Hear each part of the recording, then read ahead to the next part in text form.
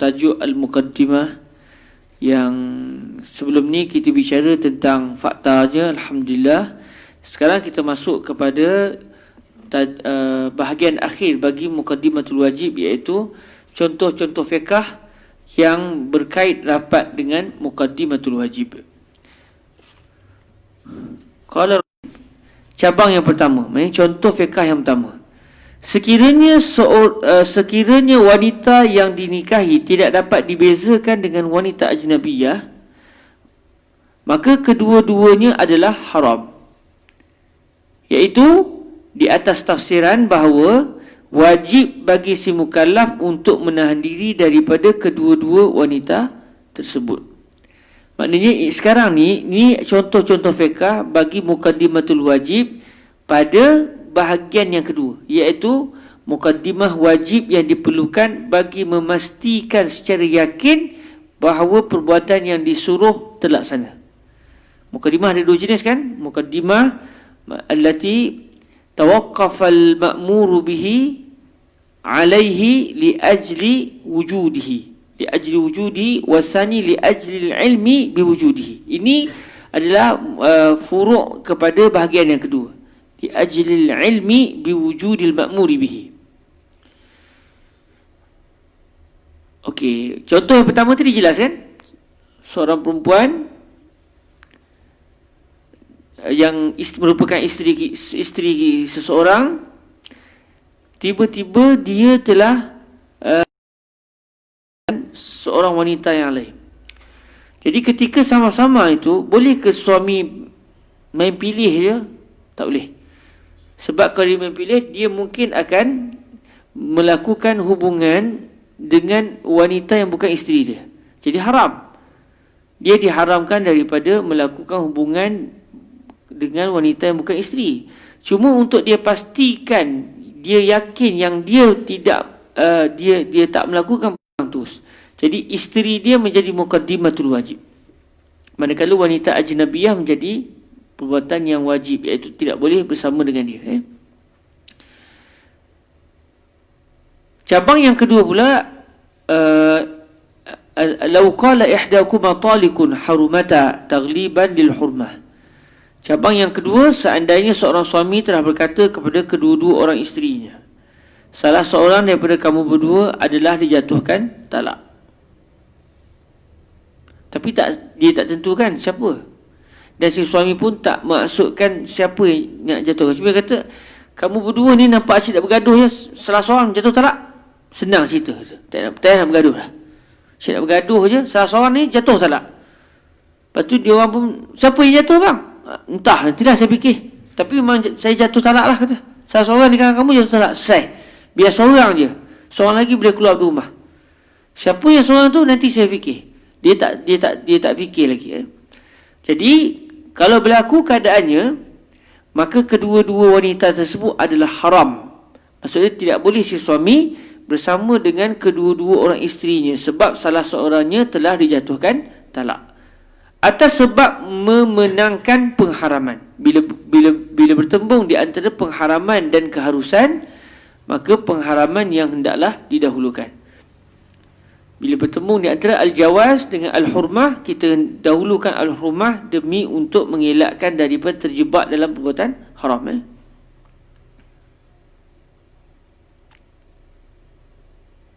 Okey. Wallahu ta'ala ya'lamu annahu sayu'ayyinu ihdahuma, lakin lamma lam yu'ayyin lam tata'ayyan. Allah Ta'ala mengetahui bahawa si suami akan menentukan salah seorang daripada dua orang isterinya yang akan dijatuhkan talak. Allah Ta'ala tahu siapa yang akan jatuh. Walaupun si suami sendiri tak buat keputusan lagi. Tapi Allah terdasarkan sangat mengetahui, maha mengetahui. Allah dah tahu dah siapakah wanita yang bakal dijatuhkan talak. Namun, selagi si suami tidak menentukan siapakah isteri yang dijatuhkan talak ke atasnya, maka isteri yang bakal dijatuhkan talak ke atasnya tidak akan ditentukan lagi. Selagi suami tak tentukan, maka tak jelaslah lagi siapakah wanita yang akan dijatuhkan talak. Nanti kita akan tengok bagaimana Imam Isnawi mengkritik hebat masalah yang kedua ni. Apa contoh yang kedua ni? Okey. Al-thalith, az-zaidu ala ma yantaliqu alaihi al-ismu min al-mashi ghairu wajibin wa illa lam yajuz tarkuhu. Ni contoh fiqh yang ketiga yang berada di bawah tajuk Muqaddimatul Wajib. Kadar yang lebih daripada makna yang dinyatakan oleh kalimah sapuan adalah tidak wajib.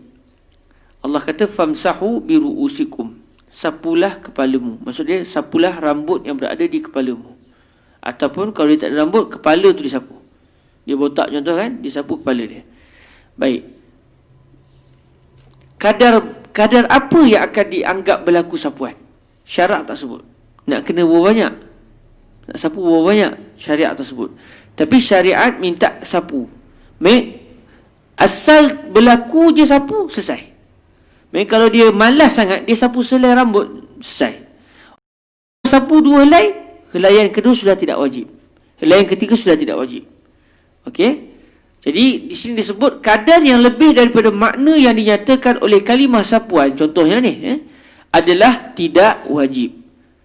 Sekiranya tidak, kalau kita tak kata begitu, maka si mukallaf tidak boleh meninggalkan kadar yang lebih tersebut. Kalau kita tak kata macam tu, kalau kita tak kata yang wajib hanya semata-mata sapuan, kepala semua pula. Sedangkan yang wajib hanya asal sapu. Bila sapu sikit saja, maknanya yang lebih tu dah tak wajib dah. Bukti dia, kalau kita tak kata macam tu, apa yang akan berlaku? Kita akan terpaksa kata kadar yang lebih tu juga wajib disapu. Tapi bila kita tak kata begitu, tahulah kita bahawa sebenarnya yang wajib hanya asal sapu. Walau sedikit. Yang lebih sebenarnya tidak wajib. Sebab kalau tidak, si mukallaf tidak dibenarkan meninggalkan kadar yang lebih. Sedangkan syariat membenarkan kita untuk tidak menyapu kepala seluruhnya. Okey. Ini adalah 3 masalah fiqh yang didatangkan oleh Al-Imam Al-Baydawi dan diletakkan di bawah tajuk Muqaddimatul Wajib. Sekarang kita akan meneliti apakah huraian Al-Imam Al-Isnawi terhadap ketiga-tiga contoh fiqh yang diletakkan di bawah Muqaddimatul Wajib. Aqul ja'ala al-musannifu hadhihi thalathata furu'an lil asli al-mutaqaddim wa huwa wujubul muqaddimati allati yataqafu 'alayha al-'ilmu bil ityani bil wajib.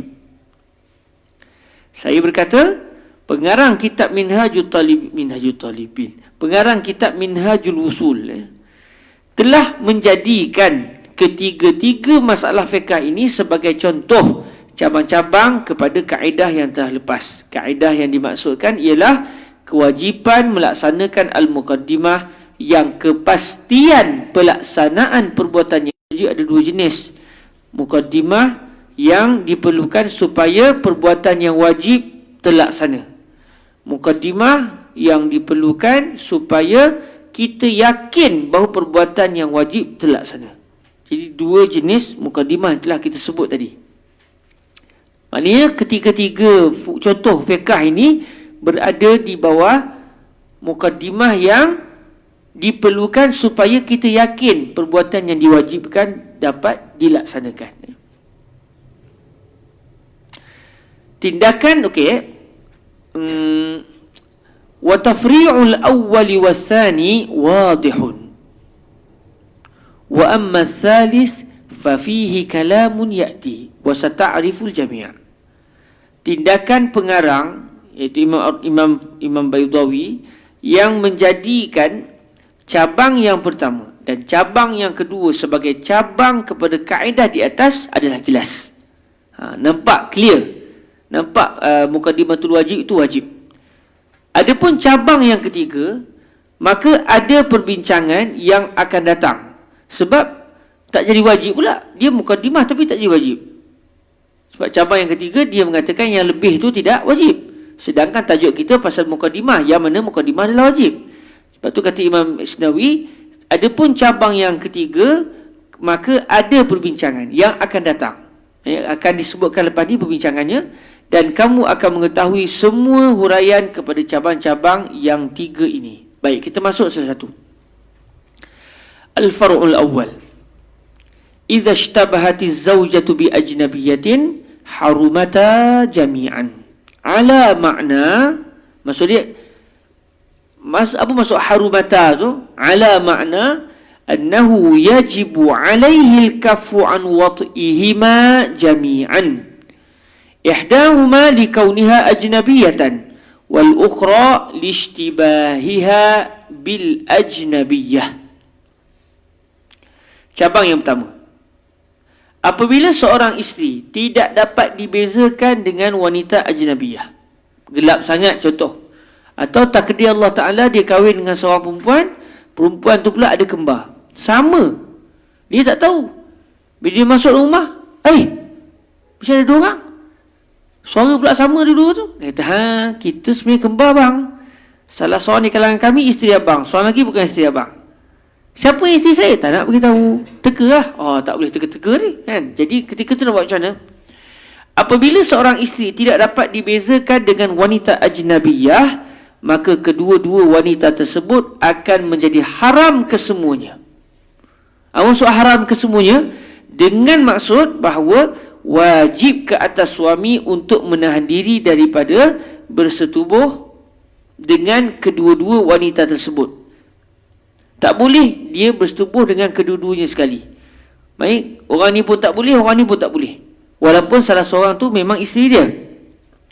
Kerana salah seorang daripada dua wanita tersebut adalah wanita ajnabiyah, manakala wanita yang kedua pula adalah kerana dia tidak dapat dibezakan dengan wanita ajnabiyah. Sekarang ni dua perempuan. Seorang perempuan bukan isteri, seorang perempuan memang isteri. Yang bukan isteri selesai. Kenapa tak boleh kita bersama dengan dia? Sebab dia bukan isteri. Habis yang isteri ni kenapa tak boleh? Sebab dia sudah mushtabihah. Walaupun pada asalnya memang boleh bersama dengan isteri, tetapi masalahnya apabila tak jelas, sudah samar-samar, maka tidak boleh. Wa wajhu tafri'ihi. Okey, sekarang ini contoh fiqh.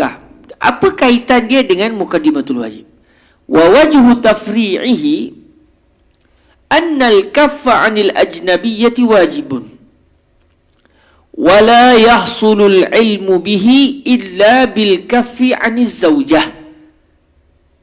Alasan menjadikan cabang yang pertama ini sesuai sebagai cabang kepada kaedah kewajipan melaksanakan muqaddimah al-wajib, apabila kepastian pelaksanaan perbuatan yang wajib adalah bergantung harap kepada muqaddimah al-wajib tersebut, adalah apa dia punya kaitannya?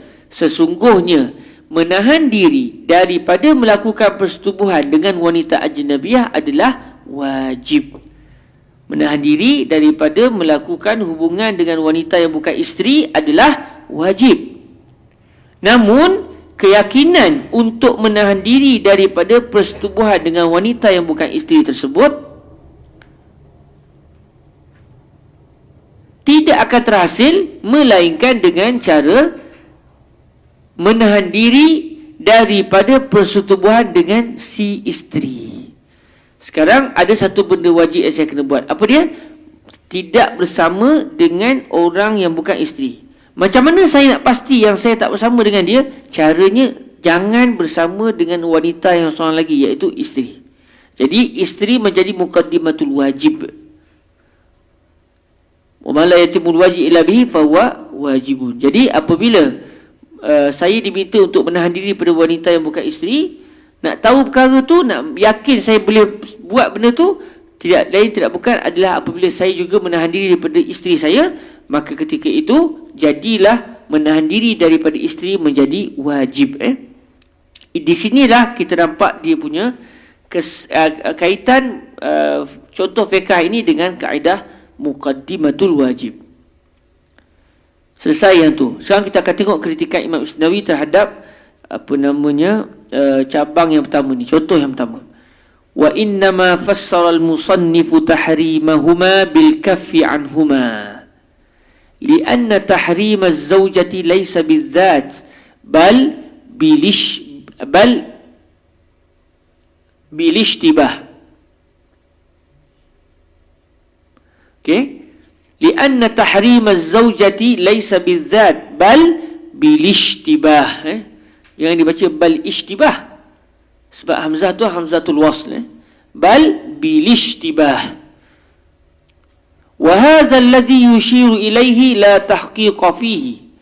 Fa innal murada bi tahrimil ajnabiyyati aidan innama huwa al-kaf la tahrimu dhatiha. Okey, sekarang Imam Isnawi nak mempertikaikan tindakan Imam Baydawi yang menghuraikan maksud harumata itu dengan maksud wujubul kaf. Sebab kalau kita tengok matan muka surat 240 disebut al-awwal law ishtabahatil mankuhatu bil ajnabiyati harumata. Kemudian Imam Baydawi huraikan apa maksud harumata? Ala makna annahu yajibu alaihi al-kaffu anhuma. Apa maksud kedua-dua wanita tadi jadi haram? Iaitu wajib ke atas suami untuk menahan diri daripada kedua-dua wanita tersebut. Itulah makna harumata. Jadi kata Imam Isnawi, wa innama fassara al-musannifu tahrimahuma bil kaffi anhuma lianna tahrim az-zawjati laysa bizzat bal bil ishtibah. Sesungguhnya pengarang Minhajul Usul telah menafsirkan maksud pengharaman kedua-dua orang wanita ini dengan tafsiran menahan diri daripada bersetubuh dengan mereka berdua, kerana pengharaman si isteri bukan dengan sebab batang tubuh si isteri. Bahkan pengharaman tersebut adalah dengan sebab kesamaran yang berlaku. Adapun batang tubuh si isteri halal. Halal bagi suami untuk bersama dengan dia. Jadi isteri itu sendiri zatnya tidak haram. Habis kenapa jadi haram? Ishtibah. Yang satu lagi pula zatnya adalah haram sebab bukan isteri. Maka kalau sebut harumata, mungkin orang kata isteri pun haram lah, zat dia pun haram. Lalu Imam Baydawi terus tukar ataupun terus huraikan maksud harumata iaitu yajibu alaihil kaf. Bila sebut yajibu alaihil kaf, fahamlah kita. Cuma kita akan faham, yajibu alaihil kaf dalam masalah isteri bukan kerana isteri itu haram, tapi kerana ishtibah. Tidak boleh bersama dengan yang ajnabi pula, memang kerana batang tubuh wanita ajnabi itu sendiri adalah haram ke atas si lelaki tersebut. Wa hadha alladhi yushiru ilayhi la tahqiqa fihi. Fa innal murada bi tahrimil ajnabiyyati aidan innama huwa al-kaf la tahrimu zatiha. Namun apa yang diisyaratkan oleh pengarang Minhajul Usul ini adalah tidak tepat. Imam Isnawi tidak bersetuju apabila Imam Baydawi berpendapat bahawa batang tubuh wanita ajnabi adalah haram, berbeza dengan batang tubuh si isteri. Apabila Imam Baydawi membezakan batang tubuh si isteri halal, batang tubuh wanita yang bukan isteri adalah haram, maka Imam Isnawi kata ini tak tepat. Okey, apa yang diisyaratkan oleh pengarang Minhaj ini adalah tidak tepat, kerana sesungguhnya yang dimaksudkan dengan pengharaman wanita ajnabiah juga adalah menahan diri daripada melakukan persetubuhan dengan wanita yang bukan isteri tersebut, dan bukannya disebabkan pengharaman batang tubuh wanita ajnabiah tersebut. Saya mula-mula masa menghasilkan kitab ini, saya fahamnya kerana apa? Kenapa kita tak kata batang tubuh tu sendiri haram? Sebab haram tertakluk kepada perbuatan. Tidak ada istilah wanita ini haram. Yang haram perbuatan yang berkaitan dengan wanita tu, iaitu bersama dengan dia. Lalu saya faham gitu. Bila saya baca balik, berkemungkinan juga Imam Isnawi nak masukkan wanita tu haram, wanita ni tak haram adalah dengan maksud gini.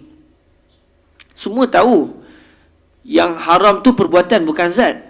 Bila kita kata babi itu haram, bukan zat babi itu haram, tetapi makan babi yang haram. Semua tu saya rasa Imam Isnawi tahu. Cuma mungkin maksud Imam Isnawi wanita tu haram, yang ni tidak haram adalah dengan maksud begini. Bila Imam Baydawi kata isteri tidak haram, bukan isteri adalah haram. Maksud dia tidak haram,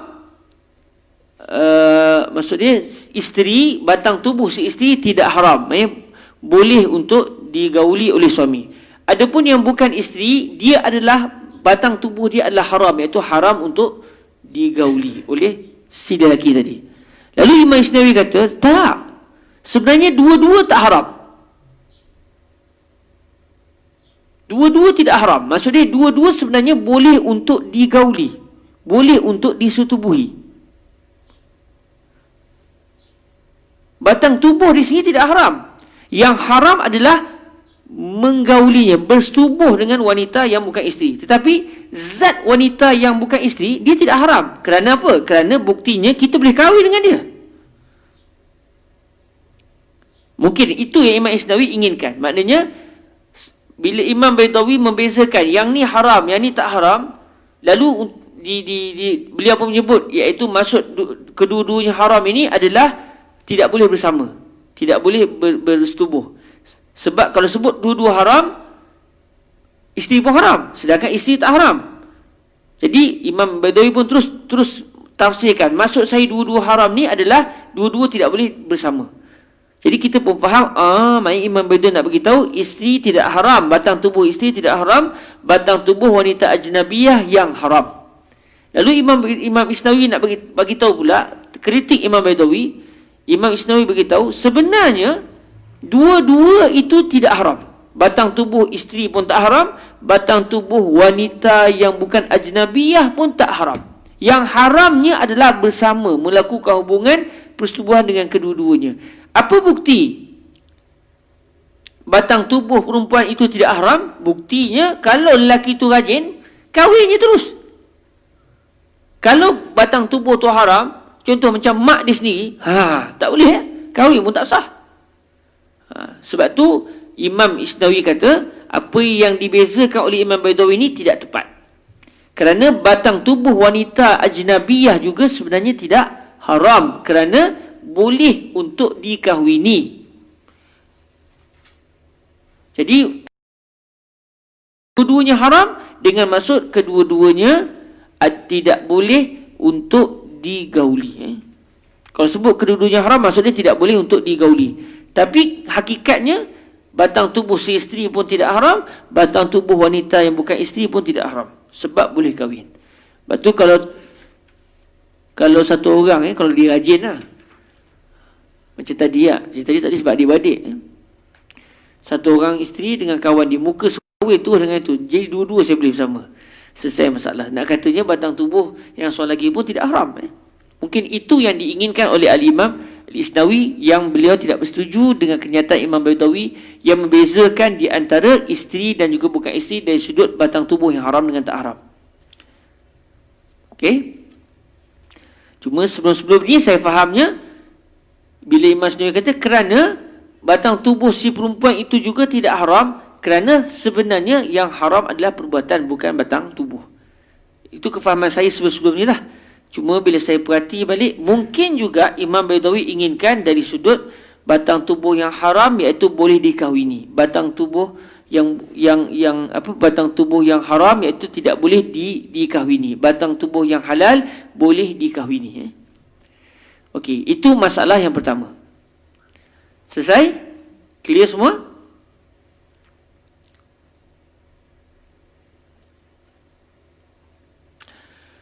Al-far'u tsani.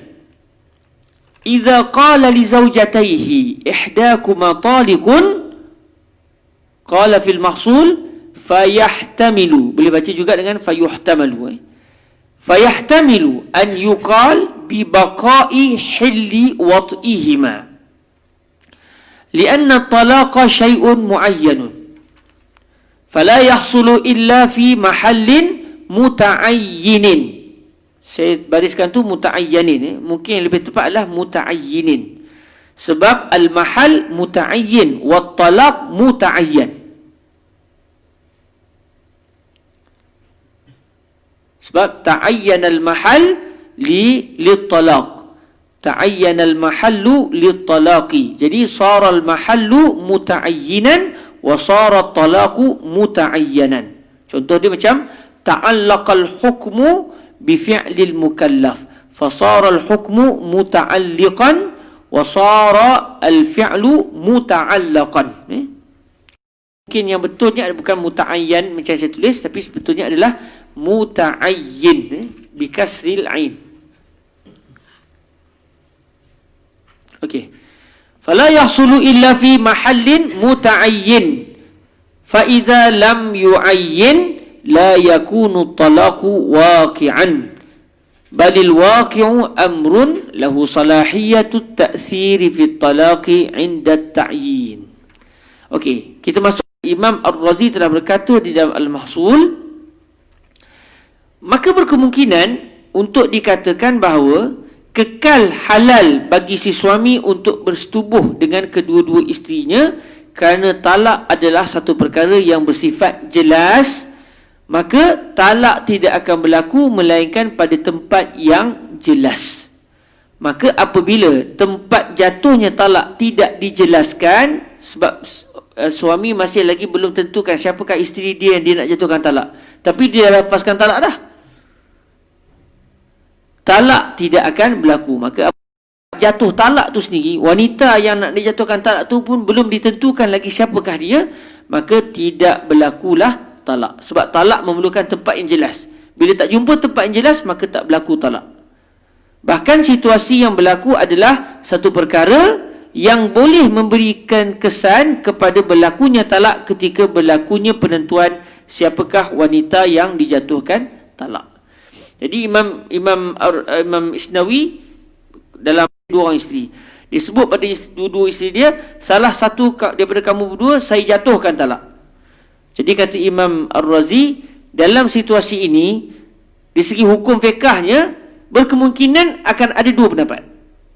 Satu pendapat mengatakan selagi si suami tak jelaskan siapakah isteri dia, selagi itu tak jatuh talak. Maknanya boleh bersama dengan dua-dua orang isteri. Mereka tak termasuk dalam kaedah mukaddimatul wajib lah. Ketika kalau inilah pendapatnya, dia tak termasuk dalam isu mukaddimatul wajib. Satu lagi pendapat mengatakan, kemungkinan satu lagi pendapatnya kata Imam Ar-Razi, jatuh talak. Cuma tak tahu siapakah wanita yang jatuh talak. Oleh kerana tak dapat jelas siapa wanita yang jatuh talak, maka si suami hendaklah mengelakkan diri daripada bersama dengan kedua-dua isterinya tersebut. Sebab kalau dia bersama dengan kedua-dua isteri yang tersebut, takut-takut dia telah bersama dengan isteri yang akan dijatuhkan talak. Sebab dia diharamkan, bila isteri dah jatuh talak, dia bukan isteri, maka tak boleh bersama. Jadi mengelakkan diri daripada isteri yang tak jatuhkan talak itu mukaddimah bagi melakukan satu perbuatan wajib, iaitu menahan diri daripada bersama dengan orang yang bukan lagi isteri. Okey, dia jadi macam hampir sama dengan masalah sebelumnya. Sebab bila isteri jatuh talak, dia jadi ajnabi. Okey, tadi kemungkinan pertama yang Imam Razi sebut, berkemungkinan dua-dua tadi boleh disetubui oleh suami. Maknanya tak berlaku lagi talak. Yang berlaku hanyalah satu ucapan yang kalau dah ditentukan nanti siapakah orang yang dijatuhkan talak, jatuh talak. Talak mesti akan jatuh juga. Si suami kena tentukan juga siapa isteri dia nak jatuhkan talak. Tapi dia masih tergantung-gantung. Selagi belum ditentukan, selagi itu masih lagi isteri. Bila dua-dua itu masih isteri, maka bolehlah bersama. Ini kemungkinan yang pertama, kata Imam Ar-Razi. Mungkin kita boleh jawab dari segi fiqahnya begitu. Kemudian kata Imam Ar-Razi lagi, ada di kalangan para ulama yang telah berkata kedua-dua isteri tersebut adalah haram semuanya. Mereka tidak boleh disetubuhi oleh si suami. Sehinggalah tiba waktu penjelasan daripada si suami berkenaan siapakah isteri yang ingin diceraikannya, kerana memenangkan hukum pengharaman. Jadi kata Imam Razi, ada para ulama yang berpendapat selagi tak terangkan, selagi tak jelaskan siapakah isteri yang dijatuhkan talak, selagi itu tak boleh bersama dengan dua-dua orang isteri tadi. Sebab bila dia sebut saja salah satu di kalangan kamu berdua telah jatuh talak sebenarnya. Memang salah seorang telah jatuh talak. Cuma siapakah orang tu tak tahu. Selagi dia tak jelaskan siapakah isteri yang dia nak jatuhkan talak, maka dia tidak boleh bersama dengan mana-mana daripada dua orang isteri tadi. Bila dia dah terang, isteri pertama dah jatuh talak sebab dah lama dah dengan saya. Isteri kedua baru lagi. Ketika itu barulah dia boleh bersama dengan isteri nombor dua. Isteri pertama memang tak boleh lah sebab dah jatuh talak. Tapi sebelum dia terangkan, yang pertama tak boleh, yang kedua juga tidak boleh.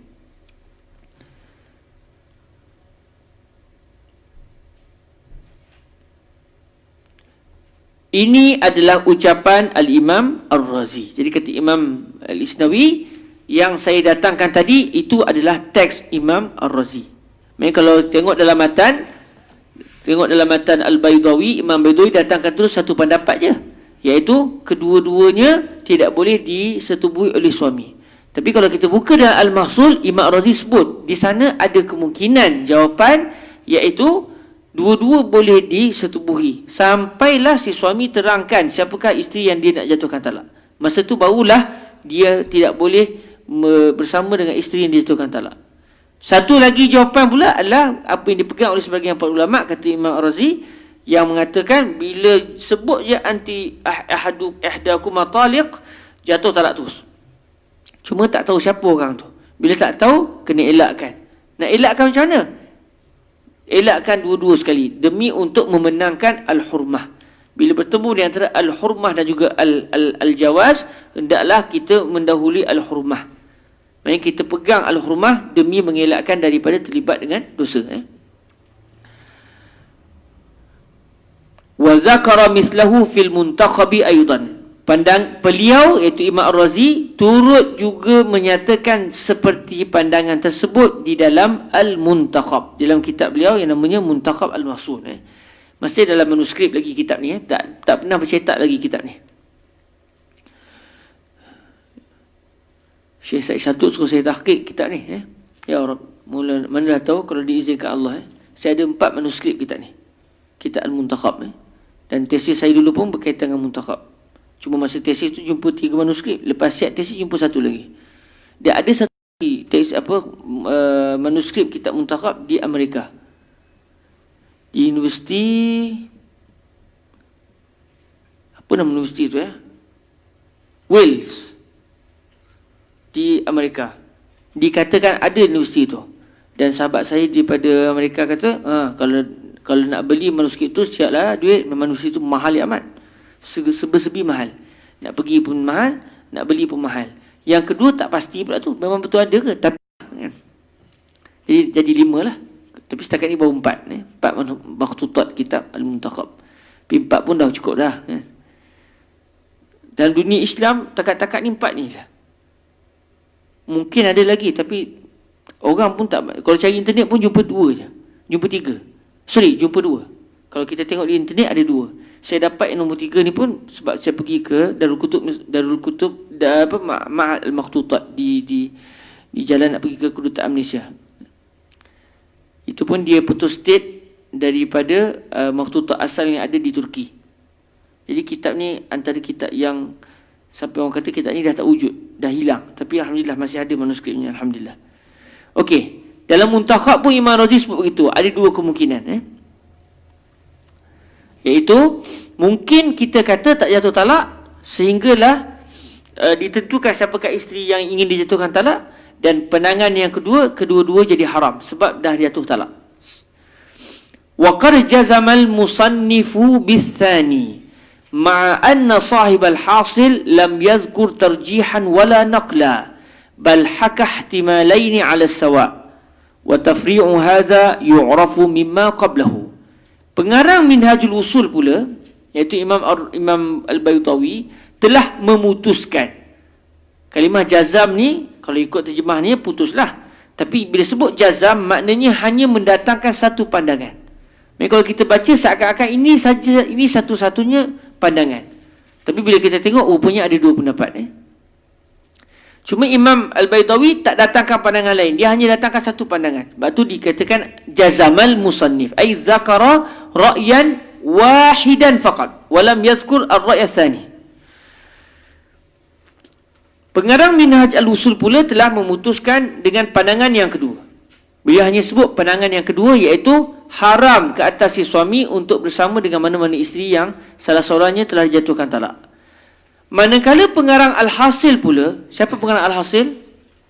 Ha, tak ada ta. Jadi pengarangnya ada huruf ta. Tajuddin Al-Armawi.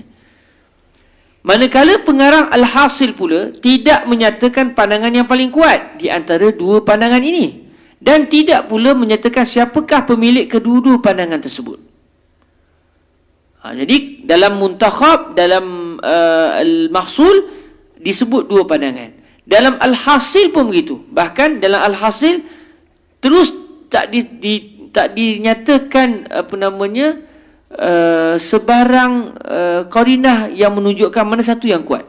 Sebab kalau dalam Al-Mahsul nampak Imam Ar-Razi nak kata siapa yang kuat. Imam Ar-Razi nak mengatakan yang kuat tak jatuh talak. Tapi dalam Al-Hasil didatangkan kenyataan sampai kita pun tak tahu mana satu yang rajih. Tapi bila baca Mahsul, bila baca Muntakhab, kita dapat teris tu. Kita dapat baulah yang Imam Ar-Razi nak kata sebenarnya yang rajih adalah pendapat yang pertama. Tapi dalam Al-Hasil tak ada. Dia hanya menyatakan dua pendapat dan dinyatakan tak dinyatakan pula siapakah pemilik pandangan ini. Saya datangkan teks Al-Hasil di bawah tu yang saya petik terus daripada manuskrip. Kalau kita baca wasaniha ay wa sanil furu' idza qala li zawjatihi ihdakuma talikun wa lam yu'ayyin fayuhtamal, beliau baca juga fayahtamil an yahilla wat'uhuma li'anna talaqa mu'ayyanun yastad'i mahallan mu'ayyanan lil wuqu'i fihi wa idh la yata'ayyan fala wuqu'a ila waqtil bayan fayahillani kal asli wa yahtamil an yuqal harumata alaihi taghliban lil hurmah. Nampak tak? Didatangkan dua pendapat, tak disebut siapakah pemilik pendapat, dan tidak dua-dua disebut wa yuhtamal. Tak disebut pun salah satu tu ada unsur rajih. Ini sikap pengarang kitab Al-Hasil. Beliau menyatakan pandangan, tidak menyatakan mana pendapat yang kuat, dan tidak pula menyatakan pemilik pandangan setiap satu tadi. Bahkan beliau hanya menyatakan kedua-dua kemungkinan pandangan ini secara sama rata.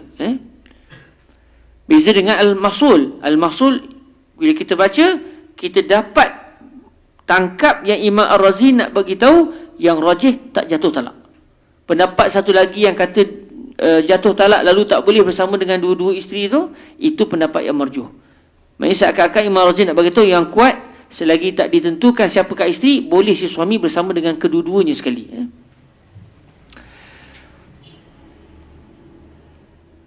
Alasan menjadikan cabang yang kedua ini sesuai sebagai cabang kepada kaedah kewajipan sebarang perkara yang diperlukan untuk menghasilkan keyakinan bahawa perbuatan yang wajib telah dilaksana adalah diketahui daripada cabang yang pertama yang telah disebutkan sebelum cabang yang kedua ini. Jadi kalau kita dalam isu yang dalam contoh fiqh yang kedua ni, kita berpendapat bahawa haram bagi sesuami untuk bersama dengan kedua-dua isteri melainkan setelah ditentukan siapakah isteri yang dijatuhkan talak. Jadi apa kaitan furuk yang kedua ini dengan mukaddimatul wajib? Jelas macam furuk yang pertama, iaitu si suami apabila sebut ihdakuma talik, maka salah seorang isteri telah pun menjadi haram ke atas dirinya, maka wajib ke atasnya al-kaffu anha. Wa kaifa yatayaqqan laisa hunaka sabil illa bil kaffi an zawjatihi ghairil mutallaqah. Fasarat az-zawja allati lam tutallaq muqaddimatan lil wajib wa huwa al-kaffu an az-zawjah al-mutallaqah. Okey, itu dia punya kaitan furuk yang kedua ini dengan muqaddimatul wajib. Itu pun kalau kita kata dengan pandangan bahawa si suami tidak boleh bersama dengan kedua-duanya sekali sebab talak telah terjatuh. Tapi kalau kita pegang dengan pendapat yang dirajihkan oleh Imam Ar-Razi, tak adalah kaitan masalah ini dengan muqaddimatul wajib. Sebab tak ada yang wajib. Dua-dua mubah. Dua-dua boleh disetubuhi. Wal farqu bainahuma. Okey, sekarang Imam Allahumma salli ala Rasulillah, Al-Imam Al-Isnawi nak mendatangkan apa beza masalah pertama dengan masalah kedua. Sebab masalah yang pertama tak ada khilaf. Masalah yang kedua ada dua kemungkinan. Jadi apa sebenarnya beza di antara masalah pertama dengan masalah kedua?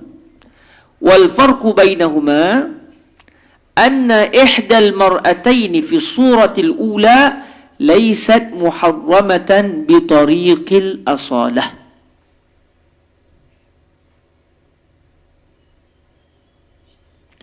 Bal lilishtibah bi khilaf al-far'i tsani fa innahuma fi dhalika sawa. Beza antara cabang yang pertama dengan cabang yang kedua adalah sesungguhnya salah seorang daripada dua orang wanita dalam gambaran yang pertama tidaklah diharamkan untuk si suami menyetubuhinya pada asalnya. Secara asalnya tak haram. Bahkan si suami diharamkan daripada bersetubuh disebabkan kesamaran antara isteri dan wanita ajnabiyah. Kalau tak kena samar, dia boleh bersama dengan si isteri dia. Sebab seorang isteri, seorang lagi bukan isteri. Ini berbeza dengan cabang yang kedua. Kerana kedua-dua isteri adalah sama pada kewajipan untuk tidak disetubui. Sebab setiap seorang isteri itu dinamakan salah seorang. Si suami kata salah seorang di kalangan kamu berdua jatuh talak. Isteri pertama pun salah seorang, isteri kedua pun salah seorang. Jadi kedua-duanya boleh menjadi orang yang dijatuhkan talak. Berbeza dengan masalah yang pertama. Yang isteri dia je. Yang satu lagi memang tak jadi isteri. Jadi di sini beza masalah cabang yang pertama dengan cabang yang kedua. Contoh fiqh yang pertama dengan contoh fiqh yang kedua. Atas sebab walihadza khayyarnahu. Atas sebab kedua-dua wanita dalam cabang yang kedua adalah sama, maka kita memberikan pilihan kepada si suami untuk memilih siapakah di antara dua orang isterinya yang akan diceraikan. Tapi dalam masalah pertama boleh pilih ke? Mana satu isteri saya ni? Mana satu bukan? Kami tak nak beritahu. Tak apalah, saya pilihlah. Yang ni lah isteri saya. Boleh pilih ke? Tak boleh pilih. Selagi dia tak tahu, sampai kiamat dia tak boleh bersama. Sebab, nampak macam mana? Melainkan, dia pergi jumpa dengan wali kepada perempuan seorang lagi tu. Macam ni lah makcik. Saya ni, dema ni main dengan saya. Saya nak bersama dengan isteri saya. Yang seorang lagi menggatah. Dia tak nak beritahu siapakah dia. Yang isteri saya pun sama. Perangai yang sama. Beginilah. Yang pasti salah seorangnya, memang makcik lah mak dia. Pakcik lah ayah dia. Boleh tak pakcik jadi wali? Boleh. Kahwinkan. Selesai masalah. Dua-dua jadi isteri. Itu je caranya. Tapi kalau dia tak kahwin dengan seorang lagi tu, sampai kiamat dia tak boleh nak pilih. Dia tak boleh nak pilih sampai sudah. Tapi dalam masalah yang kedua, dia boleh pilih. Sebab setiap seorang berhak untuk dinamakan salah seorang. وأيضا فإنه ليس قادرا على إزالة التحريم في الأول بخلاف الثاني. Antara perbezaan dua cabang ini juga adalah sesungguhnya si suami tidak mampu untuk menghilangkan pengharaman di dalam cabang yang pertama. Dia diharamkan daripada bersama dengan kedua-duanya sekali. Boleh tak dia nak hilangkan? Tak ada cara. Tak ada cara. Selagi berlaku ishtibah, selagi itulah haram. Tetapi berbeza dengan cabang yang kedua. Si suami dia ada cara untuk menghilangkan pengharaman tersebut. Berdasarkan pandangan yang mengatakan si suami tadi tak boleh bersama dengan kedua-duanya. Macam mana cara dia nak menghilangkan pengharaman? Senang. Dia tentukan terus siapa isteri yang dia nak jatuhkan talak. Jadi ini adalah beza di antara cabang pertama dengan cabang kedua. Clear semua? Okey, selepas ke dia, sekarang kita akan masuk pada satu kritikan yang sangat mencabar. Saya ni nak faham ni ya Rabbi, jenuh. Buat buku, masa baca tak betul-betulkan ni. Berapa kali cetak ni, kitab Nihayatus Sunni, nak sampai kepada terjemahan yang betul-betul ni. Inilah dia punya cabaran dia, yang merupakan kritikan Imam Isnawi terhadap Imam Baidawi. Wa qawluhu wallahu ya'lamu ila akhirih. jawabun an su'alin muqaddarin dzakarahu fil mahsul. Kalam Al-Imam Al-Baydawi yang berbunyi Allah Ta'ala mengetahui, sehingga yang keseterusnya, kalam ini adalah jawapan kepada soalan andaian, iaitu jawapan kepada satu i'tirad. Soalan andaian ni maksudnya satu i'tirad, satu bantahan. Jadi ucapan yang Imam Baydawi datangkan dalam matan beliau, cuba kita ingat balik. Matannya berbunyi apa?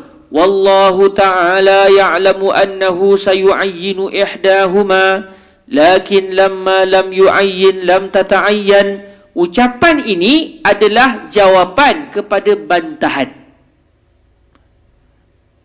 Okey? Jawapan kepada bantahan, ya. Cuma dalam istilah Imam Isnawi disebut jawapan kepada soalan andaian. An su'alin muqaddar. Maksudnya jawabun an su'alin muqaddar. Maksudnya jawabun an i'tirad. Kalam Al-Imam Al-Baydawi yang berbunyi Allah Ta'ala mengetahui, sehingga yang keseterusnya, adalah jawapan kepada soalan andaian yang telah dinyatakan oleh Al-Imam Ar-Razi di dalam Al-Mahsul. Oleh kerana supaya kita mudah faham, saya datangkan terus teks Imam Ar-Razi daripada Al-Mahsul di nota kaki. Kita baca sebab dia kena faham betul-betul. Okey, ini teks Imam Ar-Razi, ya. Fa in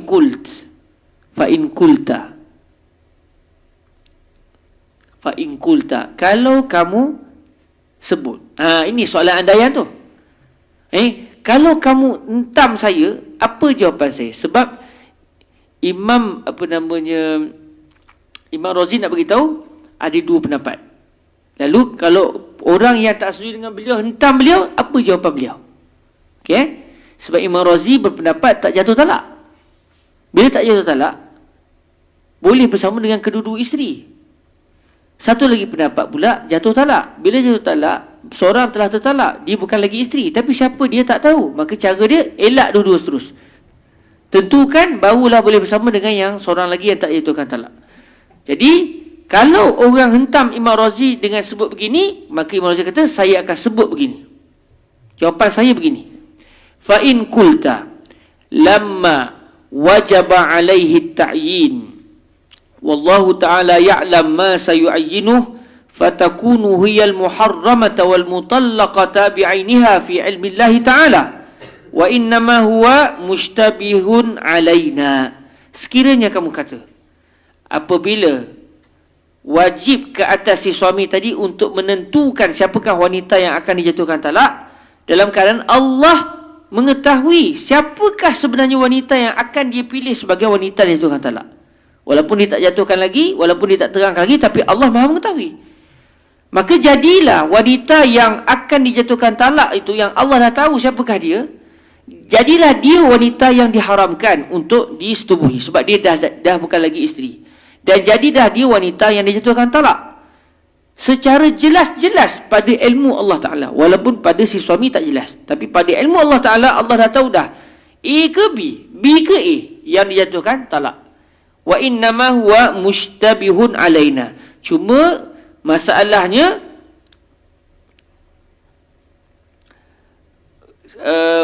kaunu hazil mar'ah mutallaqah mustabihun alaina.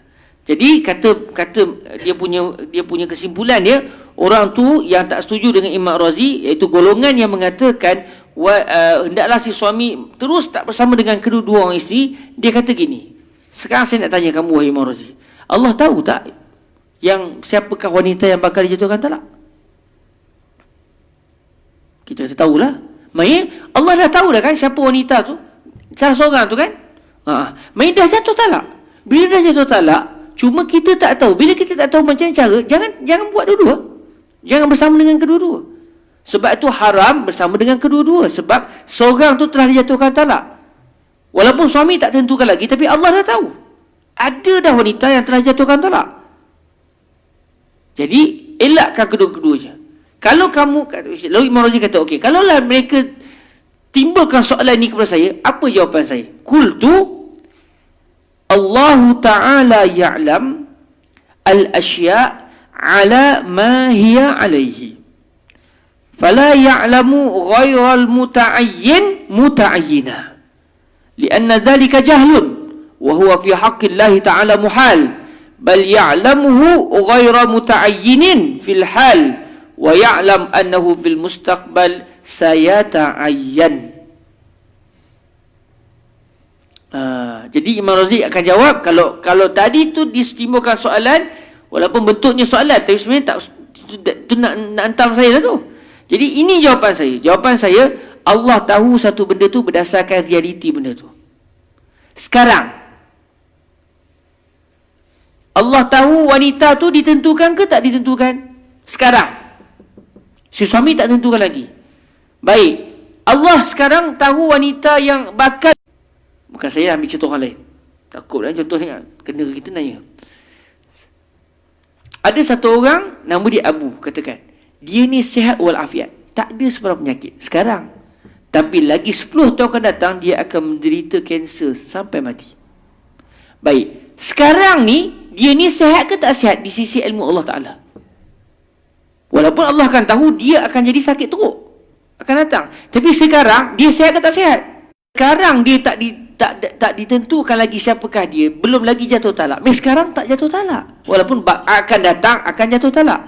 Bila seorang tu sekarang tak jatuh talak, maknanya masih lagi isteri. Kalau begitu boleh bersama dengan kedua-duanya sekali.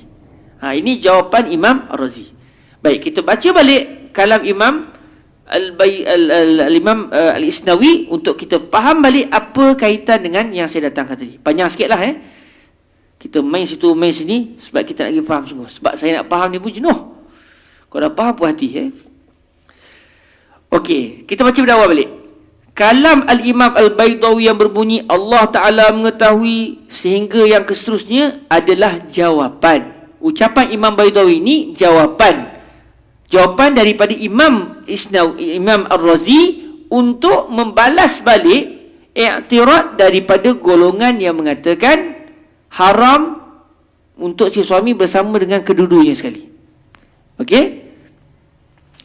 Jawapan kepada soalan andaian yang telah dinyatakan oleh Al-Imam Ar-Razi dalam kitab Al-Mahsul. Huraian kepada soalan ini adalah, soalan itu maksudnya apa? Huraian kepada bantahan yang ingin didatangkan oleh golongan yang mengatakan haram bagi si suami bersama dengan kedua-duanya. Apa dia punya bentuk soalan dia? Yang Imam Al-Baydawi datangkan itu jawapan. Okey, soalannya apa? Sebab dalam matan Baydawi tak didatangkan soalan tu. Dalam matan Imam Baydawi terus didatangkan jawapan, tak didatangkan soalan. Jadi Imam Al-Isnawi nak menjelaskan kepada kita apakah dia soalan. Dan alhamdulillah kita dah baca matan Imam Ar-Razi tadi, kita tahu tu soalan tu apa. Soalan ni senang. Okey, Allah akan tahu kan? Dah, kalau Allah akan tahu siapa wanita yang akan dijatuhkan talak, so wanita tu sekarang jatuh talak lah. Dah tahu dah.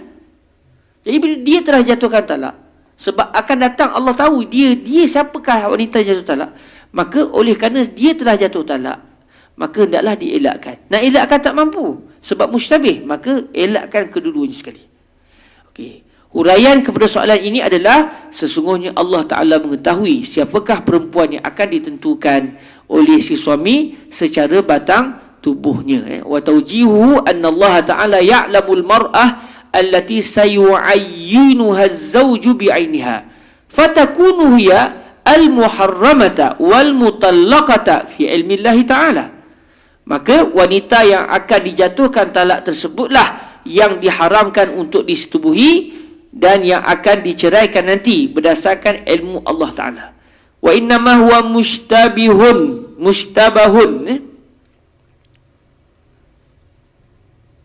wa innama huwa mustabahun alaina. Cuma penentuan yang bakal diambil oleh si suami dalam menentukan siapakah isteri yang akan diceraikan adalah sama di sisi kita. Oleh kerana kita bukan Allah, kita tahu benda akan datang. Betul yang kita tak tahu tu. Jadi mazhab yang mengatakan haram bersama kedua-duanya sekali, dia kata begitulah. Sekarang ni wanita yang bakal ditentukan oleh si suami akan datang, Allah dah tahu dah siapa dia. Main dah jatuh dah talak. Bila dah jatuh talak, tinggalkan kedua-duanya sekali. Sebab bila seorang tak pasti, maka demi mengelakkan supaya jangan terjebak dalam maksiat, elakkan isteri yang tak jatuhkan talak kerana dia adalah muqaddimah kepada al-wajib. Hadza hasilu ma qalahu al-imam wa huwa i'tiradun ala ma zakarahu awwalan min hillihima jami'an waqtada kalamuhu al-maila ilaihi. Soalan ini semuanya adalah halal untuk disetujui oleh si suami. Jadi fa'in kulta sebenarnya untuk menolak mazhab yang mengatakan boleh si suami bersama dengan kedua-duanya isteri. Ucapan Al-Imam Ar-Razi sebenarnya telah menunjukkan bahawa beliau cenderung kepada pandangan bahawa si suami boleh untuk bersetubuh dengan kedua-dua isterinya. Jadi Imam Isnawi sekarang mula nak sebut pada kita. Imam Razi sebut dua pendapat. Cuma apa pendapat Imam Razi? Bila kita tengok, Imam Razi sebenarnya cenderung untuk mengatakan sebenarnya si suami boleh bersama dengan kedua-dua isterinya tersebut sampailah kepada si suami tentukan siapakah isteri yang dia nak jatuhkan talak. Kalau dia telah tentukan, dia kata, wahai isteri-isteriku, ingat tak 2 minggu lepas abang kata salah seorang di kalangan kamu telah jatuh talak? Ingat tak? Ingat. Dan kita telah bersama sepanjang 2 minggu itu berdasarkan pendapat yang pertama. Sekarang abang rasa abang nak tentukanlah siapa di kalangan kamu berdua. Tapi abang tak boleh buat keputusan juga. Beginilah, abang akan sebut 3 kalimah ataupun sebut 1 kalimah di mana hujungnya berhenti, di situ jatuh talak. Dia pun kata, saya suka kamu. Kamu jatuh talak. Dia buat contoh kata begitu. Maka ketika itu barulah terjatuh, barulah isteri yang kena ke atasnya jatuh talak itu dia jatuh talak. Lepas dia tentu tadi tak boleh si suami nak bersama lagi dengan isteri tersebut sebab dia sudah lagi bukan isteri. Okey, apa alasan kita untuk mengatakan Imam Razi cenderung kepada pandangan bahawa si suami selagi belum tentukan dia boleh bersama dengan isteri dia, kedua-duanya sekali. Wazalika li'annahu idza taqarrara bima qalahu anna ihdahuma mutallaqatun wal ukhra mushtabihatun biha fatahrumani jazma kama taqaddama fil far'i alladhi qablahu wa la yabqa lil ibahati ma'a zalika wajhun. Alasan mengapa kita mengatakan bahawa Al-Imam Ar-Razi cenderung kepada pandangan tersebut kerana sebab apa Imam Razi tidak berpendapat haram kedua-duanya. Bahkan dua-duanya halal selagi tak ditentukan. Dah ditentukan baru haram. Mengapa? Kerana sekiranya telah sabit daripada kenyataan yang telah dinyatakan oleh Al-Imam Ar-Razi bahawa sesungguhnya salah seorang daripada 2 orang isteri adalah tertalak serta-merta sekalipun si suami masih lagi belum menentukan siapakah isteri yang akan diceraikannya, dan seorang lagi tidak dapat dibezakan daripada isteri yang tertalak, maka natijahnya adalah kedua-dua orang isteri adalah haram untuk disetubuhi secara pasti. Sebagaimana jazman, maksud dia qaulan wahidan wala secara pasti sebagaimana yang telah dinyatakan di dalam cabang yang pertama sebelum cabang kedua ini. Apa maksudnya? Maksudnya mudah. Masa cabang yang pertama mula-mula tadi, satu orang isteri dengan bukan isteri, tiba-tiba suami, mana satu isteri aku ni? Tak tahu. Imam Razi ketika mendatangkan masalah yang pertama ni, Imam Razi hanya menyatakan satu saja. Semuanya yang didatangkan oleh Imam Razi hanya satu pandangan. Okey. Baik, pandangan masalah yang kedua pula, bila suami kata kepada isterinya 2 orang ni, salah seorang di kalangan kamu 2 jatuh talak. Apa tindakan Imam Razi? Imam Razi datangkan 2 pandangan. Apa maksudnya? Bila Imam Razi datangkan 2 pendapat, tahulah kita sebenarnya Imam Razi tak nak menyatakan tak sama masalah pertama dengan masalah kedua. Maknanya kalau seorang perempuan yang haram, ada seorang perempuan yang halal, tapi sebab samad maka dua-dua kita pegang jadi haram. Dalam masalah yang kedua, tak ada dua-dua haram. Tak ada isu salah seorang haram. Tidak ada isu salah seorang haram. Bahkan dua-dua adalah halal. Oleh kerana itulah Imam Razi datangkan dua pandangan. Pandangan peribadi beliau dan pandangan satu lagi. Kan beza dengan masalah yang pertama, memang satu tu bukan isteri. Masalah yang mula-mula. Sekarang dua-dua isteri, cuma dia sebut salah seorang di kalangan kamu jatuh talak. Jatuh tak talak masa tu? Ada dua pendapat. Satu pendapat jatuh. Satu pendapat tak jatuh. Jadi tahulah kita Imam Razi nak kata saya punya pendapat tak jatuh. Okey? Okey, faham tak? Clear? Alhamdulillah. Kalau clear ni saya puas hati. Maka tidak boleh wujud sebarang alasan, okey, kama taqaddama fil fa'il qablahu wala yabqa lil ibahati ma'a zalika wajhun. Maka tidak akan membolehkan si suami bersetubuh dengan kedua-dua isteri dalam keadaan salah seorang isteri telah tertalak dan seorang lagi tidak dapat dibezakan dengan isteri yang tertalak. Jadi kalaulah Imam Razi berpendapat seorang telah jatuh talak, maka tak ada faedah untuk mengatakan di sana ada pendapat yang satu lagi. Sebab dia sama dengan masalah yang pertama, yang semua ulama kata tak boleh bersama. Masalah yang mula-mula tu. Jadi bila Imam Razi datang saja dua pendapat, tahu katakan talak telah terjatuh. Bahkan selagi talak tidak ditentukan, selagi itulah belum jatuh talak. Wala yastaqimu ja'luhu i'tiradan 'ala al-qa'il al-akhar wa huwa adh-dhahibu ila at-tahrim. Okey, selesai dari sudut kita bincang apa sebenarnya pendirian Imam Razi. Di sini kita tahulah bahawa kalam al-mahsul di sana ada isyarat yang nak menunjukkan mana yang rajih. Beza dengan kalam al-hasil yang kedua-duanya sebut yahtamil wa yahtamil.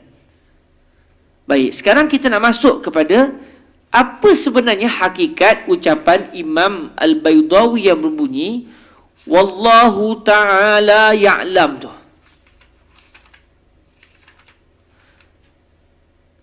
241 tak? Wallahu ta'ala ya'lam annahu sayu'ayyin ihdahuma.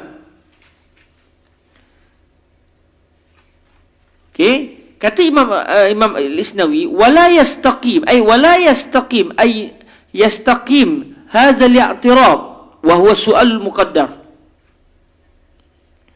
Masih pada perbincangan as-su'al muqaddar. Fa in qulta, kalau dalam apa namanya, dalam maksud tadi, fa in qulta lamma wajaba alaihi at-ta'yin wallahu ta'ala ya'lam ma sayu'ayyinuhu fatakunu hiya al-muharramah wal mutallaqah bi'ainiha fi ilmi Allah ta'ala wa innama huwa mustabihun alaina.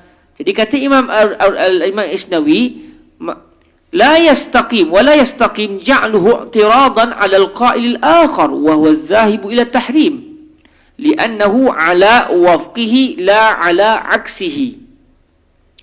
Maka soalan yang diandaikan tersebut yang kita bacakan teksnya tadi tidak sesuai untuk dijadikan sebagai hujah untuk menolak golongan yang berpandangan dengan pandangan yang lain.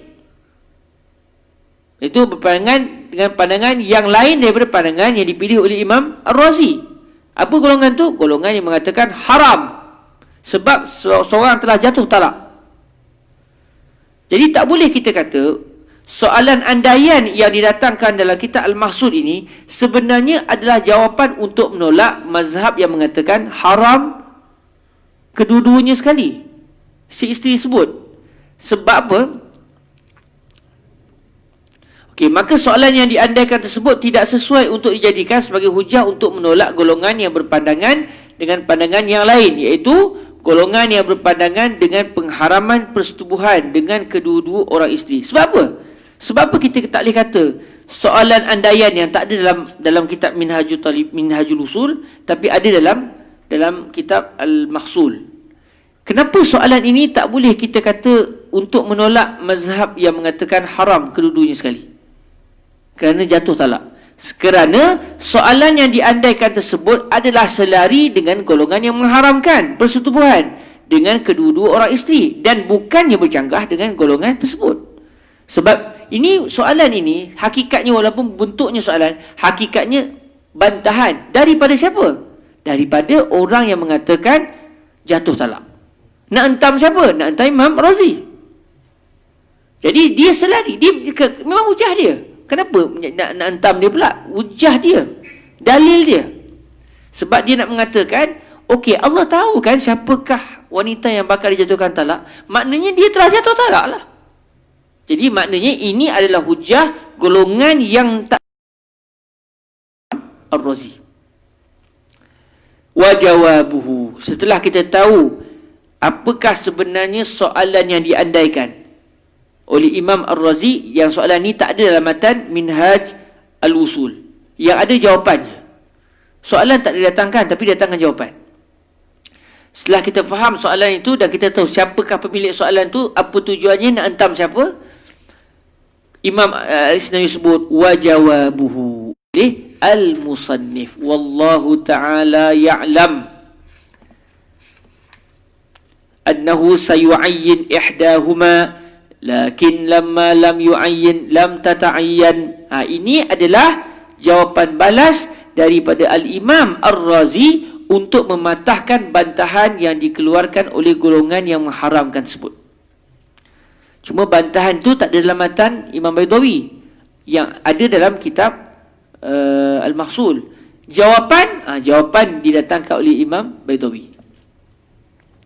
Wa jawabuhu ma zakarahu al-musannif wa huwa anna Allah Ta'ala ya'lamul asya' ala ma hiya alaihi. Jawapan kepada soalan yang lepas adalah sebagaimana yang telah dinyatakan oleh pengarang Minhajul Usul. Jawapan tersebut berbunyi, sesungguhnya Allah Ta'ala mengetahui semua perkara berdasarkan realiti bagi perkara-perkara tersebut. Maka dia mengetahui, faya'lam ma laysa bimuta'ayyinin ghaira muta'ayyinin li'annahu al-waqi'. Maka dia, iaitu Allah Ta'ala, mengetahui perkara yang tidak ditentukan oleh si hamba, si suami tadi maknanya, sebagai perkara yang tidak ditentukan, kerana keadaan perkara tersebut yang tidak ditentukan adalah realiti yang berlaku. Allah tahu benda tu berdasarkan realiti, bukan benda berdasarkan apa yang akan berlaku pada benda tu. Satu orang sekarang sedang sihat, lagi 10 tahun Allah tahu dia akan sakit. Sekarang dia sihat ke tak sihat? Dia sihat. Okey, maknanya sama macam kisah kita tadi. Lelaki tadi sebut salah seorang di kalangan kamu semua akan dijatuh, salah seorang di kalangan kamu semua jatuh, salah seorang di kalangan kamu berdua jatuh talak. Dia ditentukan lagi oleh suami atau tidak? Belum. Walaupun akan datang, Allah tahu siapakah orangnya. Maka sekarang dia, wanita itu ditentukan ke belum ditentukan? Belum ditentukan. Sebab itulah realitinya. Walaupun akan datang, dia bakal ditentukan. Dan Allah daripada dulu lagi dah tahu siapakah wanita itu. Semenjak azali lagi. إِذْ لَوْ عَلِمَهُ مُتَعَيِّنًا إِذْ لَوْ عَلِمَهُ مُتَعَيِّنًا مَعَ أَنَّهُ غَيْرُ مُتَعَيِّنٍ لَزِمَ الْجَهْلُ وَهُوَ مُحَالٌ عَلَى اللَّهِ تَعَالَى. Apa bukti Allah tahu satu benda berdasarkan realiti? Ini kerana sekiranya dia mengetahui perkara tersebut sebagai perkara yang ditentukan, Allah kata, wanita itu telah ditentukan.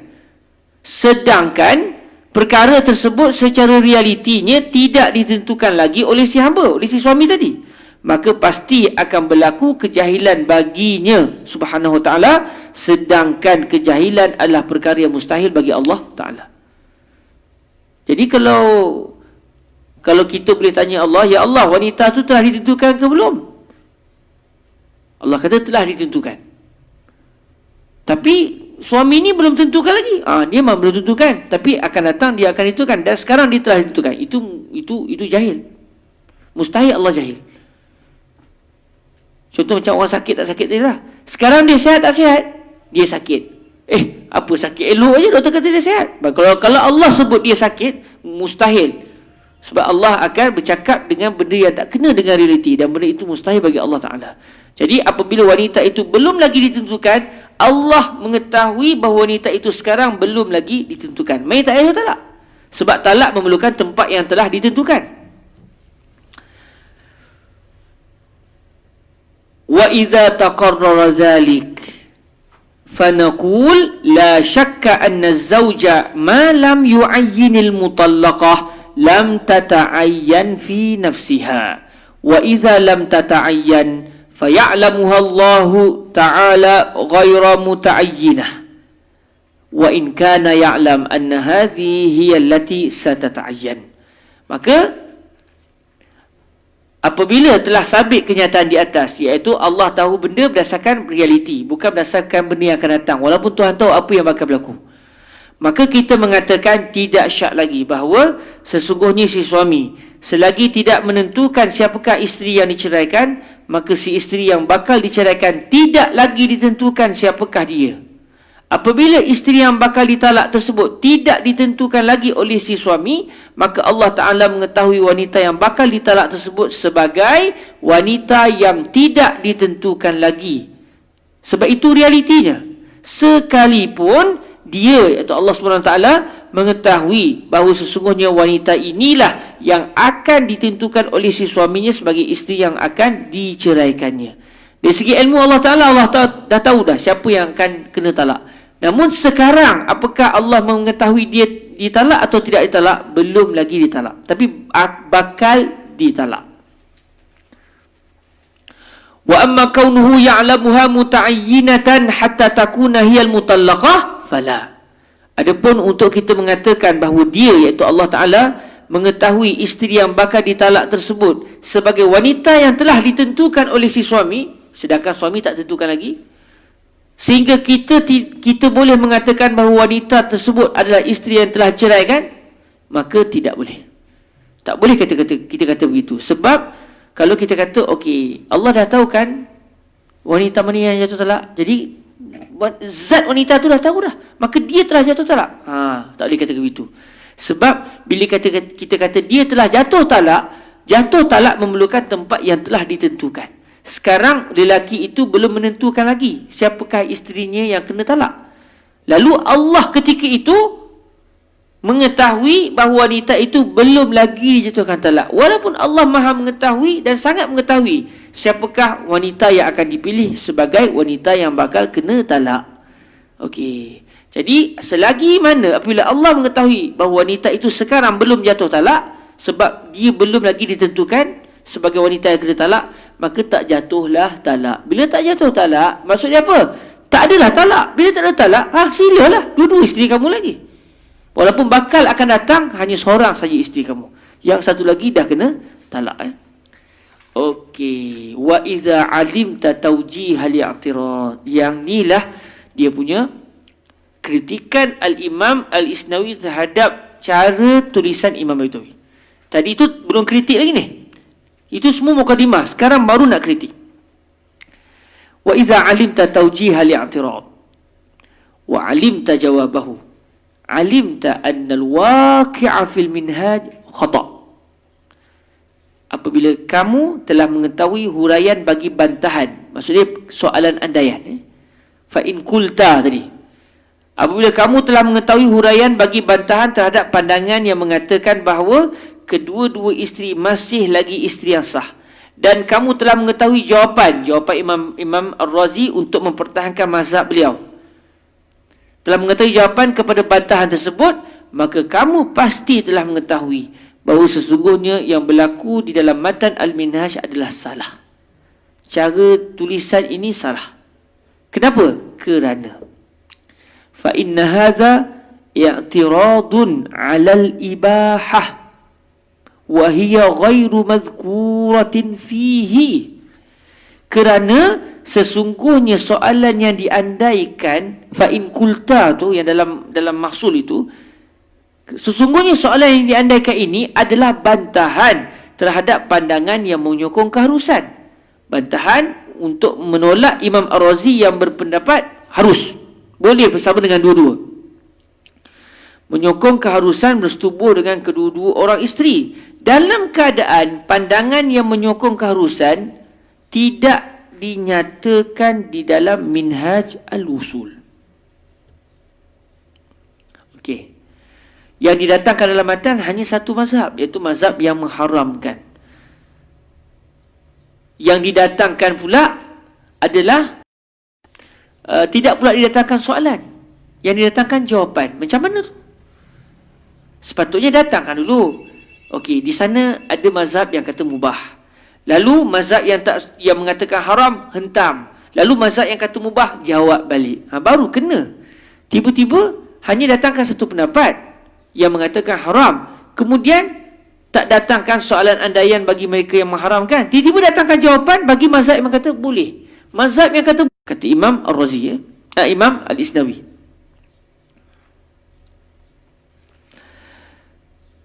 Wa ka'anna al-musannifa tawahhama annahu i'tiradun 'ala at-tahrim li dhikrihi 'aqibahu fil mahsul wal hasil.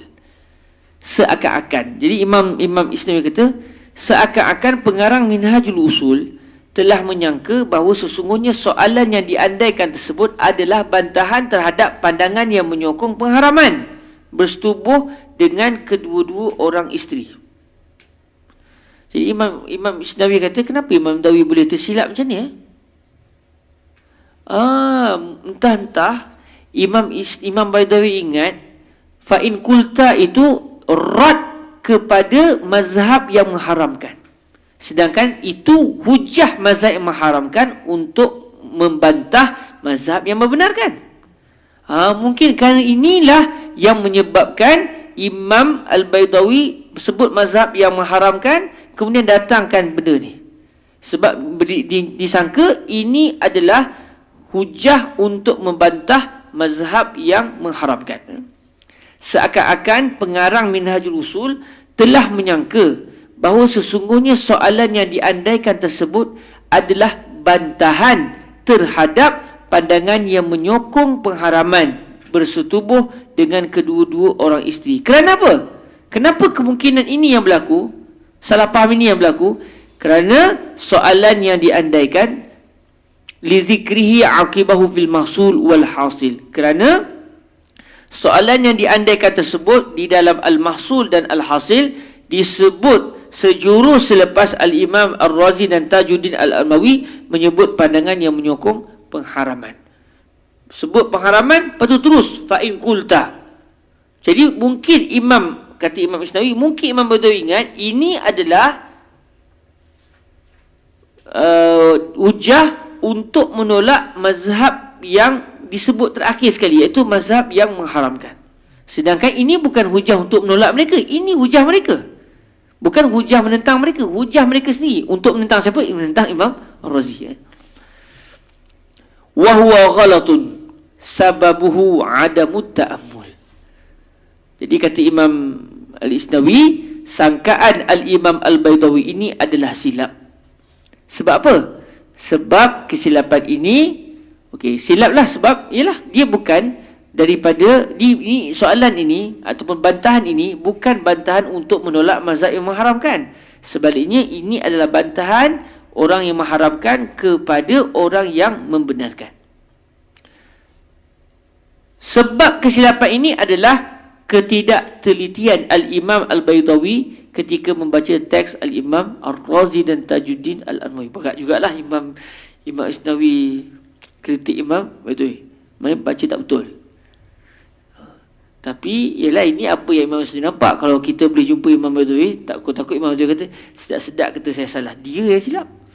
Jadi sebenarnya kita baca ni tidaklah merendahkan Imam Baidawi. Cuma kita belajar bagaimana cara pemikiran Imam Isnawi dan betapa dakiknya beliau. Dan dalam masa yang sama kita kena ada satu perasaan. Tak mustahil juga Imam Baidawi ada jawapannya. Cuma dah kebetulannya Imam Isnawi datang selepas Imam Baidawi. Tak bolehlah Imam Baidawi nak jawab. Cuba kalau Imam Baidawi masih ada, saya silap keluar buku tu untuk menjawab kembali apa yang dibantah oleh Imam Isnawi. Sebab Imam Baidawi bukan orang biasa-biasa. Beliau Al-Qadhi, seorang yang dilantik sebagai Qadhi pada zaman tu. Qadhi Nasiruddin Al-Baidawi. Cuma jadi Qadhi 6 bulan je. Lepas tu kena pecat. Sebab jawab betul. Bila jawab betul, kena pecat. Okey, selesailah masalah yang kedua. Apa masalah fiqh yang kedua yang dikaitkan dengan Al-Muqaddimatul Wajib. Tinggal satu lagi masalah. Masalah ni senang sangat. Mari kita tengok pun gembira dah. Alhamdulillah. Tak payah tunggu sampai asar. Okey. Nak ambil nafas pun dah boleh dah. Sikit dah. Saya baca pun gembira dah sekarang ni. Al-far'u salis. Tenang-tenang je. Ni dah senang sangat Al-far'u salis. Al-qadru zaidu 'ala al-wajib alladhi la yataqaddaru biqadrin muayyanin kamashir ra'si wat-tuma'ninati wa ghairihima la yusafu bil wujubi 'ala ma jazama bihi al-musannif. Jazam tahu tu maknanya, iaitu kalam yang disebut hanya satu pendapat. Tak didatangkan mana-mana pendapat lain. Okey, cabang yang ketiga. Kadar yang lebih daripada perbuatan yang wajib, yang perbuatan wajib tersebut tidak ditetapkan dengan kadar yang tertentu. Contohnya apa? Seperti sapuan kepala semasa wudu. Ada Allah kata, sapulah seluruh kepala, sapulah sepertiga kepala, sapulah 7 helai rambut. Tak ada. Sapu je. Famsahu biru'usikum. Okey. Contohnya seperti wudu, seperti sapuan kepala semasa wudu. Contoh lagi, tumakninah. Kita kena berhenti sejenak. Berapa banyak kena berhenti? Seminit, 2 minit, 6 minit, 10 minit. Kalau sembahyang dengan Syekh Yusri, kadang-kadang rokok saja dekat-dekat 2-3 minit. 5 minit kadang-kadang rokok saja. Tumakninah pun lebih kurang begitu.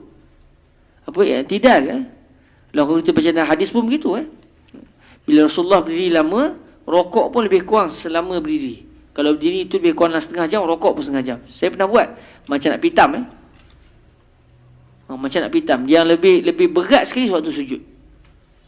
Dan waktu saya buat masa tu dekat tepi pantai. Pantai, apa nama pantai tu? Terlupa dah. Dekat Mesir lah. Saya try baca lebih kurang dalam 3-4 muka surat. Jadi baca tu bayar lebih kurang dalam 20 minit lah. Rokok bantai 20 minit. Oh, macam nak tumbang rasa. Dah lah panas. Di pantai. Tidak, lega sikit lah. Bila saya sujud 20 minit, tak bangun-bangun. Laki orang datang. Fiah agak. Dia ingat saya mati. Dia tak bergerak begitu. Mati dalam sujud aku nanya. Dah lah, kita bangun balik. Oh, hidup lagi Memang kalau kita baca dalam hadis, Nabi buat begitu. Dan sampai Sayyidatuna Aisyah pun menggerakkan Nabi kan. Sebab takut Nabi telah wafat. Rupanya Nabi melambatkan sujud. Okey, kita diminta untuk tumakninah. Main tidak cepat. Berapa kadar yang tak cepat tu? Berapa kadar berhenti sejenak tu? Ada syariat tetapkan? Tak ada. Jadi, contoh kadar yang lebih daripada wajib itu contohnya tumakninah. Sebab tak ditentukan. Tumakninah, lagi sapuan dan contoh-contoh lain selain daripada 2 contoh ini. Maka, kadar yang lebih daripada perbuatan yang wajib tidak disifatkan dengan kewajipan. Berdasarkan apa yang telah diputuskan, iaitu yang dinyatakan dengan tuntas tanpa didatangkan pendapat lain oleh pengarang Minhaj Al-Usul. Kerana kadar yang lebih tersebut adalah boleh untuk ditinggalkan. Jadi, tumakninah, sekurang-kurang tumakninah. Sekurang-kurang kalau sebut subhanallah pun dah tumakninah dah. Rokok subhanallah, i'tidal subhanallah. Itu pun sudah dianggap sebagai tumakninah. Lebih daripada sekurang-kurang tumakninah, itulah tak wajib. Tumakninah, sekurang-kurang tumakninah wajib. Lebih daripada kadar tu, dia bantai i'tidal sampai setengah jam, sebab dia berdiri setengah jam, silakan. Okey, jadi yang lebih adalah tidak wajib. Kenapa tak wajib? Sebab kadar yang lebih itu boleh untuk ditinggalkan. Bukan selai rambut, 1 point, bukan 1, 0.2, 3 selai rambut. Kalau boleh pun selesai. Tapi tak ada kerja lah. Kamu ni nak semayang ke nak main-main kan? Sapu je lah, selesai masalah. Nanti tak terkena lebih nanti. Sebab saya nak kena yang wajib je. Tak ada roja tak ada, orang Perak tu tak ada roja maksudnya tak ada kerja buat benda sia-sia.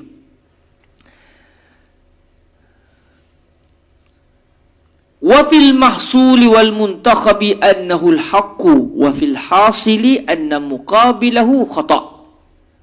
Okey. Al-Imam Ar-Razi di dalam Al-Mahsul dan Al-Muntakhab menyatakan bahawa sesungguhnya pandangan yang mengatakan bahawa kadar yang lebih daripada perbuatan yang wajib adalah tidak wajib adalah pandangan yang benar. Jadi betul kata Imam Razi, kadar yang lebih daripada yang wajib itu dah tidak wajib. Di dalam kitab Al-Hasil, Tajuddin Al-Almawi menyatakan bahawa sesungguhnya pandangan yang selain daripada pandangan yang menyatakan bahawa kadar yang lebih daripada kadar yang lebih adalah tidak wajib adalah pandangan yang salah. Kalau ada orang sebut selain daripada pandangan wattirabun fi kalami man yufta bi kalamihi wa qad zakartu nadha'ir al-mas'alah wal-ittirab al-waqi' fiha wa fawaid al-khilaf fi bab sifat al-wudu' min kitab al-jawahir. ثم ذكرته أيضا أبسط من ذلك في التناقض الكبير المسمى بالمهمات وهو الكتاب الذي لا يستغنى عنه. Okey, sekarang Imam Isnawi tumakninah. Bilakah tumakninah? Ada yang kata sekurang-kurang subhanallah, ada yang kata dah kurang bertu pun tak apa, yang penting huruf mengatakan dia telah berhenti. Ni kalau begitu semuanya itu tak berhenti, itu tak ada tumakninah. Rokok sujud begitu, ini dah jadi melambai. Tapi kalau rokok kan berhenti tu. Jadi walaupun berhenti tu macam robot sikit sangat, dia masih dianggap tumakninah. Cuma sakit pinggang nanti kan, elok-elok sembahyang. Okay. Jadi Imam Razi nak bagi Imam Al-Isnawi nak bagi tahu masalah ni berlaku khilaf yang panjang dalam masalah fiqh. Apa katanya? Di dalam masalah ini wujud perselisihan pandangan yang masyhur di sisi kita, itu Asy-Syafi'iyah, dan wujud juga al-ittirab. Maksudnya kadang-kadang satu orang tu sekali kata begini, sekali kata begini. Fatwa di sini pun bercanggah-canggah dalam masalah ini. Banyak benda tu berlaku di dalam ucapan orang yang kalamnya menjadi rujukan dalam fatwa. Saya telah menyatakan contoh-contoh kepada masalah ini. Al-ittirab maknanya satu orang yang pendapat dia bercanggah-canggah ni yang berlaku dalam masalah ini, dan faedah-faedah yang diperolehi hasil daripada perselisihan tersebut di dalam babu sifatil wudu' daripada kitab Al-Jawahir, kitab Imam Al-Isnawi sendirilah. Kitabnya bernama Jawahirul Al-Bahrain fi Tanaqud Al-Habrain. Jawahir, kalau kitab penuhnya Jawahir Al-Bahraini fi Tanaqud Al-Habraini. Jawahirul Bahrain fi Tanaqud Al-Habrain. Ada saya letakkan di nota kaki tu Kemudian saya telah menyatakan juga perbahasan tersebut dengan olahan yang lebih panjang, yang lebih panjang lebar daripada olahan yang ada diabaikan. Promote sikitlah kitab Imam Al-Isnawi. Mereka kata saya sebut dalam kitab Jawahir, tapi kalau nak tahu lagi banyak, buka kitab Muhimmat. Ini kitab ni tak sepatutnya tak ada. Kita semua kena ada lah. Jadi oleh kerana Imam Isnawi sebut begitu, kita pun kena belilah kitab ni. Carilah di maktabah Al-Muhimmat.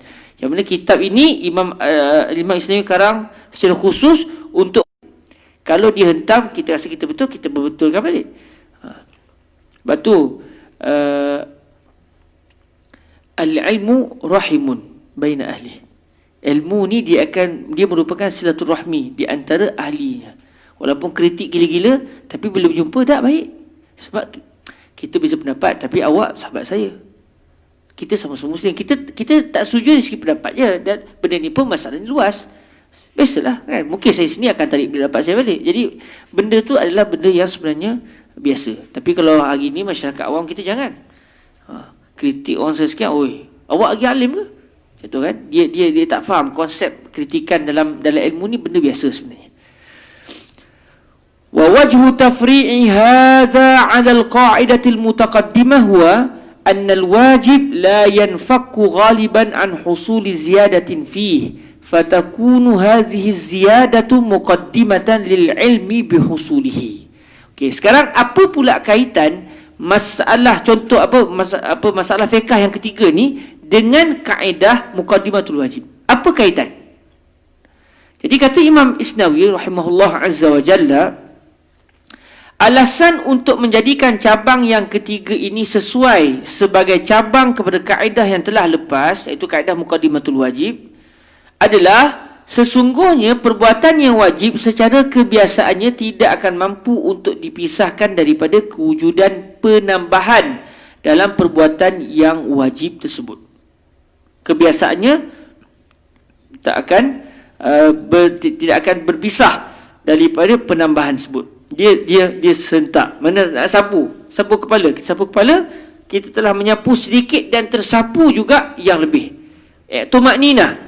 Kita bila tumak ninah, kita tumak ninah sekadar yang sepatutnya dan akan terlebih juga berkadar tumak ninah. Jadi berlaku perbuatan wajib dengan lebih tu. Okey, secara tak dapat dipisahkan.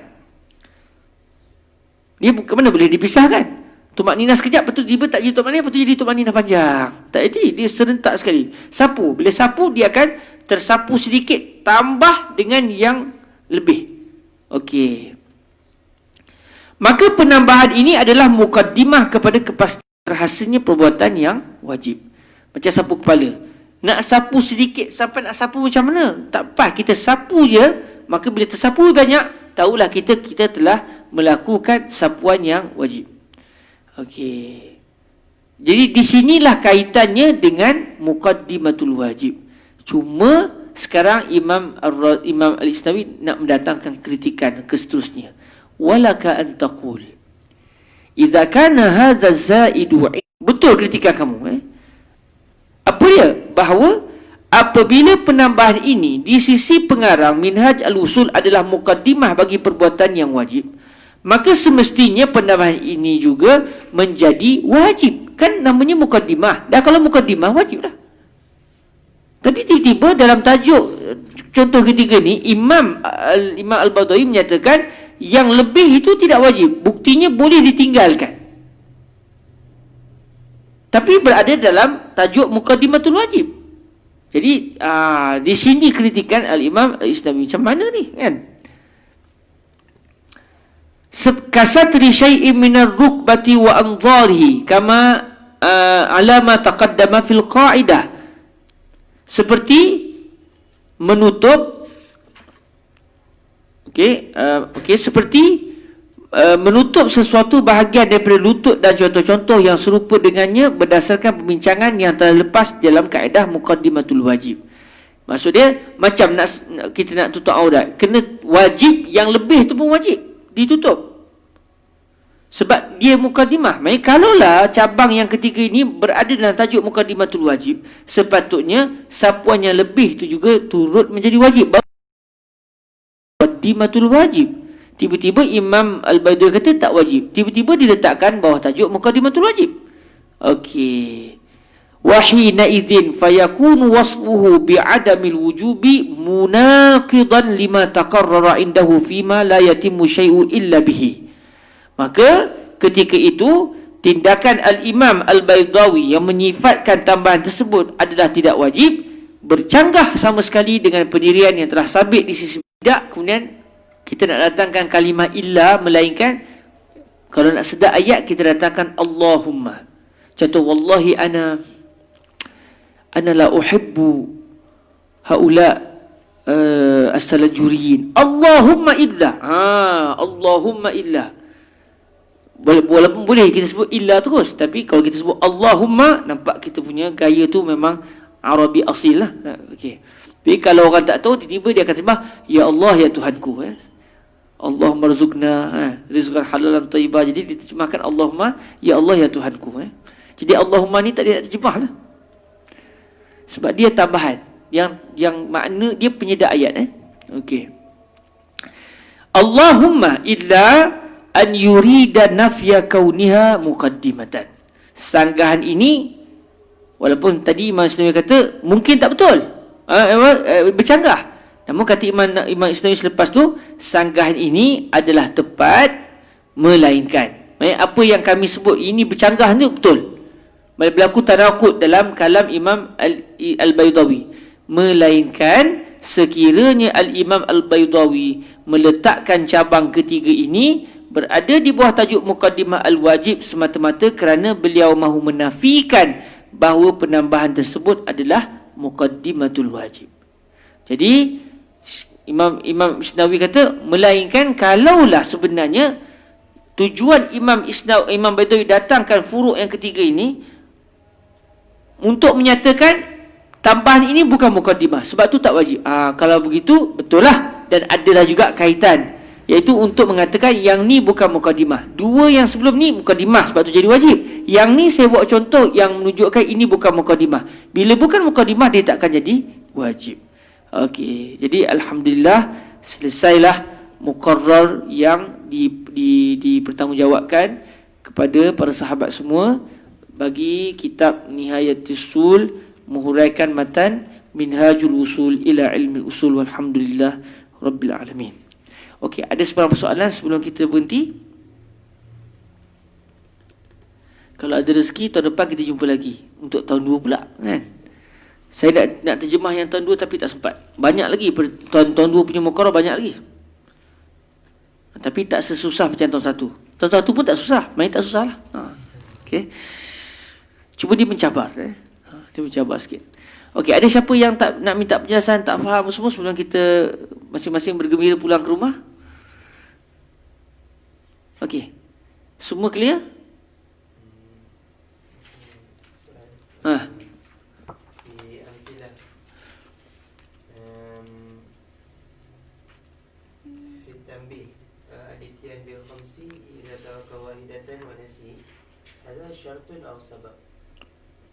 فأي صفحة يا أخي؟ تنبيه في أي صفحة في أي مسألة مقدمة الواجب أيضا في أي صفحة؟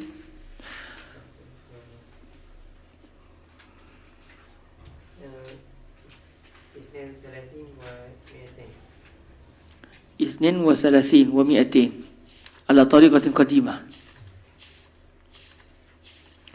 2 في صفحة 32 و200 في صفحة 232. أوكي. طيب ما هو السؤال؟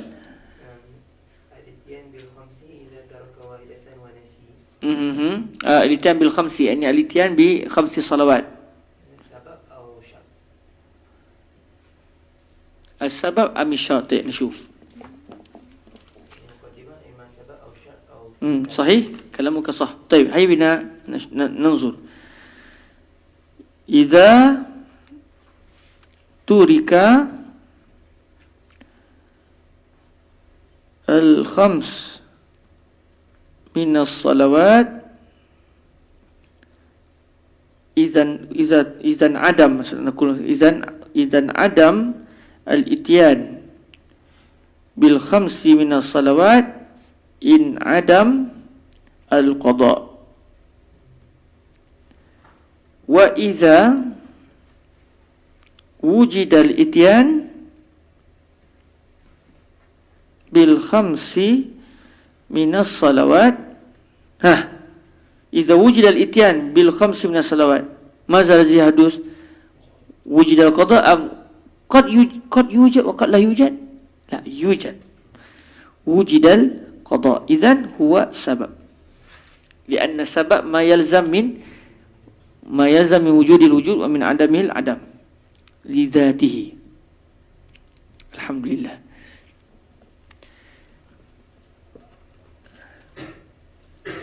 السؤال الآخر أراد أن تطرحه للفقير.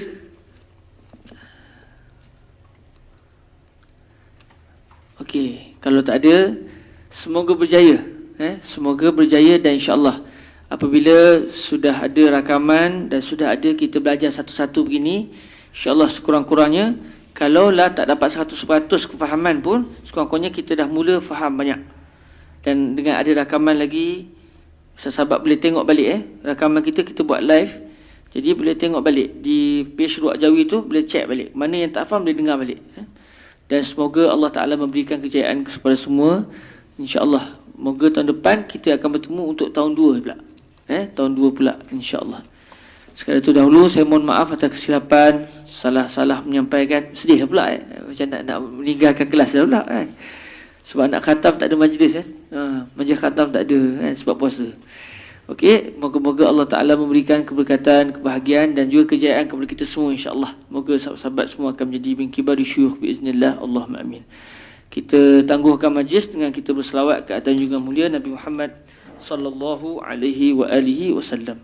Allahumma salli afdala salatin ala as'adi makhluqatika sayyidina Muhammadin wa ala alihi wa sahbihi عدد معلوماتك ومداد كلماتك كلما ذكرك الذاكرون وغفل عن ذكره الغافلون اللهم صل أفضل صلاة على أسعد مخلوقاتك سيد محمد وعلى آله وصحبه وسلم عدد معلوماتك ومداد كلماتك كلما ذكرك الذاكرون وغفل عن ذكره الغافلون اللهم صل أفضل صلاة على أسعد مخلوقاتك سيدنا محمد وعلى آله وصحبه وسلم عدد معلوماتك ومداد كلماتك كلما ذكرك الذاكرون وغفل عن ذكره الغافلون سبحانك اللهم وبحمدك أشهد أن لا إله إلا أنت أستغفرك وأتوب إليك بسم الله الرحمن الرحيم والعصر إن الإنسان لفي خسر إلا الذين آمنوا وعملوا الصالحات وتواصوا بالحق وتواصوا بالصبر والسلام عليكم ورحمة الله وبركاته. أذن بصلاة الظهر. طيب من أراد أن يصلي هنا فليصلي ومن أراد أن يصلي في البيت فله ذلك فإن الواجب موسع.